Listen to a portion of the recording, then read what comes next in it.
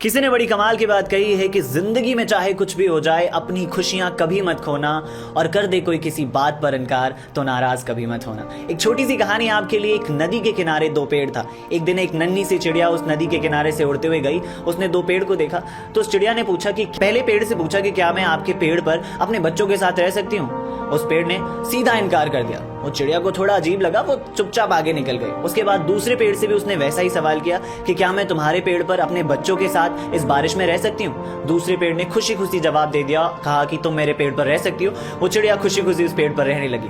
कुछ दिन बाद तेज हवा चली, आंधी चली, तूफान चला, और वो जो पहला पेड़ था उस तेज बारिश में और आंधी की वजह से टूट गया और बारिश में बह गया। तो वो चिड़िया उस पेड़ को देखी और कहा कि तुमने उस दिन मुझे उस पेड़ पर रहने से मना कर दिया, देखो आज तुम्हारा क्या हाल हुआ। तो उस पेड़ ने मुस्कुराते हुए जवाब दिया कि मुझे पता था कि इस बारिश तक मैं इस आंधी को नहीं झेल पाऊंगा और मेरी जड़ें कमजोर हैं, इसलिए मैं बह जाऊंगा, इसलिए मैंने तुम्हें मना किया। ये छोटी सी कहानी हमें ये सिखाती है कि जिंदगी में लोग अगर कभी इग्नोर करें ना, या आपकी चीजों को मना करे, तो हमेशा उनको कठोर मत समझिए। हो सकता है उनके मना करने से आपका ही भला हो जाए। इसलिए याद रखना, लोगों के इनकार को हमेशा अपने तरफ लेना और खुश रहना और कर दिखाना कुछ ऐसा कि जमीन पर बैठने पर लोग उसे बड़प्पन कहें, औकात नहीं।